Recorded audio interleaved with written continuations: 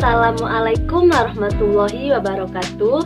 Perkenalkan, saya Ike Sonia dengan NIM A1C11932 dari kelas reguler B Prodi Pendidikan Kimia Fakultas Keguruan dan Ilmu Pendidikan Universitas Jambi. Baiklah, pada video ini saya akan menjelaskan jawaban saya atas pertanyaan nomor 3 ujian akhir semester praktikum kimia organik 1. Adapun pertanyaannya yaitu temukan potensi kesalahan dan akar penyebabnya serta solusi terbaik yang dapat Anda sarankan pada percobaan teknik pemisahan dengan kromatografi lapis tipis dan kromatografi kolom. Nah, baiklah, langsung saja ke jawaban saya, di mana yang pertama yaitu ada percobaan kromatografi lapis tipis. Dalam percobaan kromatografi lapis tipis ini, potensi kesalahan yang pertama yaitu adanya noda tambahan yang dapat mengganggu keberadaan noda oleh analit, di mana hal tersebut disebabkan oleh adanya noda sidik jari, keringat, ataupun kotoran dalam lempeng kromatografi lapis tipis. Jadi, cara terbaik untuk mengatasinya yaitu dalam melakukan pengambilan dan pemindahan lempeng harus dilakukan dengan hati-hati, yaitu dapat dilakukan dengan memegang bagian tepi dari lempeng, dan juga pada saat penanganan lempeng ini diusahakan tidak meninggalkan sidik jari ataupun keringat pada sorban lempeng kromatografi lapis tipis. Selain itu, dapat juga dilakukan dengan jangan meletakkan benda di atas sorban lempeng kromatografi lapis tipis, karena hal tersebut dapat meninggalkan kotoran pada lempeng kromatografi lapis tipis. Baiklah, kita lanjut.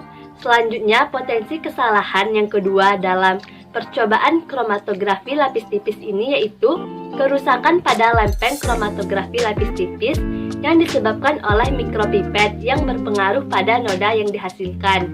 Jadi, cara terbaik untuk mengatasinya adalah diperhatikan dalam melakukan prosedurnya, di mana yaitu menghindari kontak permukaan dengan adsorben.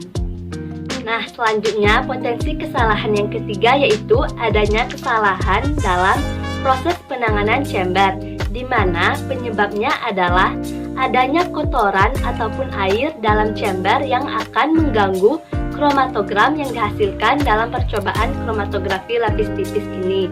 Jadi, cara terbaik untuk mengatasinya adalah harus memperhatikan jenis chamber yang digunakan, di mana chamber yang digunakan ini harus dipastikan dalam kondisi bersih atau dalam artian bebas dari kotoran. Selain itu, chamber juga harus dipastikan dalam kondisi kering atau bebas dari adanya air. Nah, itulah tadi potensi kesalahan yang ketiga. Selanjutnya, potensi kesalahan yang keempat yaitu terjadinya kesalahan dalam penanganan lempeng, di mana penyebabnya adalah tidak mengetahui terlebih dahulu jenis lempeng yang digunakan.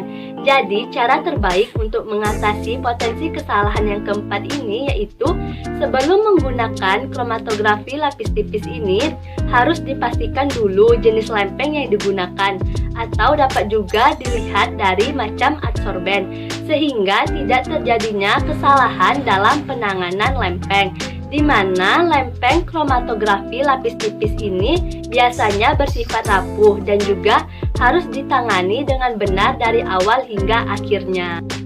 Selanjutnya yaitu potensi kesalahan yang kelima, yaitu dalam proses aktivasi lempeng, di mana penyebabnya adalah temperatur yang digunakan dan juga lama aktivasi lempeng yang merupakan sumber kesalahan dalam aktivasi ini.